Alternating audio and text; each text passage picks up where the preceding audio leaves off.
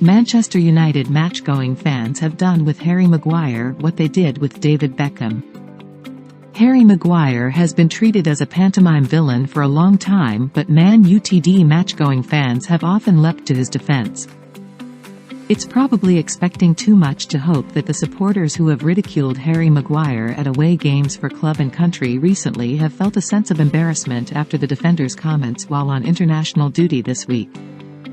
Speaking while with the England squad, Maguire said his family no longer attend games as often as they once did because of the abuse that comes the way of the 30-year-old now, often for no good reason other than a bit of fun for those involved.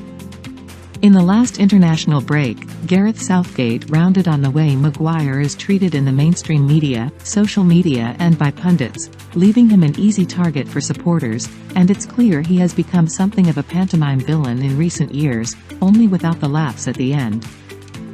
Maguire's every touch was cheered by Scotland fans at Hampden Park, and it was a similarly bizarre introduction he had against Arsenal at the Emirates earlier this season, when he was cheered by the Arsenal supporters. On that occasion, the away end began signing his name. He was supported by England fans in Glasgow as well, although they're hardly absolved from blame for the treatment that seems to accompany the centre-back now. He was booed at Wembley in March 2022 when playing for England against Ivory Coast.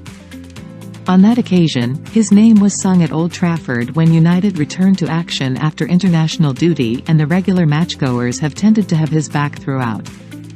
He was booed in Melbourne on the club's pre-season tour of Australia in 2022 and again in the United States this year, but he has never had that treatment at Old Trafford. He might not get the same support from United fans on social media, but then the temperature on those channels is hardly indicative of the feelings of those who go to matches. Speaking on National Mental Health Day on Tuesday, Maguire explained why his family don't attend games as often as they once did and also on the abuse he has faced in recent years. "Look, it's not just me," Maguire said before England games against Australia and Italy. "I don't want all the spotlight on me because it's Mental Health Week. Everyone, whether you're a footballer or not, you have challenges every day, and we are in the spotlight, but every day people wake up with mental health problems, whether it's going to their own jobs or anything. It's tough. It is about speaking out, getting support and speaking to your loved ones. I'm lucky to have great family and friends around me. You play football for memories, for good times for myself, but also for my family and my friends.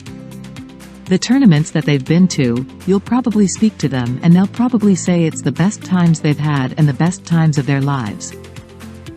Obviously, the last year has been a bit tougher for them. I'd say there have been times where they probably haven't been to as many games as they did previously, especially the away games. But I'm sure over my career they've had amazing times and they'll speak really highly of it. I'm sure in the future, I've still got many more years left and they'll have some amazing times as well." There are shades of David Beckham in the way Maguire is protected by United fans, although clearly not to the same extent and not as widely. Beckham was vilified across the country after being sent off for England against Argentina in the 1998 World Cup, but he was still adored at Old Trafford and was not only an important player, but a brilliant one. In truth, there aren't many United fans out there who would have mourned Maguire's departure had he left for West Ham in the summer. The general consensus is that his form hasn't been good enough for too long a period now and he doesn't really fit Erik ten Hag's style. But he did stay at the club, and against Brentford on Saturday, he did prove he can have a role to play. His downfall in the eyes of the wider footballing public is bizarre given his cult hero status before he signed for United.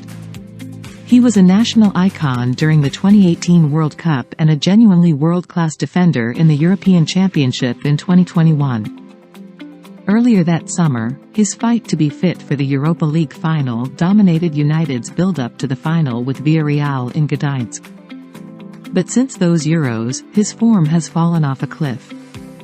That doesn't excuse some of the treatment he gets from football fans at away games for England and United. Some of it is cruel, some of it is bizarre, but all of it is unnecessary. When it has reached a point that a player's family no longer go to some games because of fear of what they might hear, it's clearly gone too far.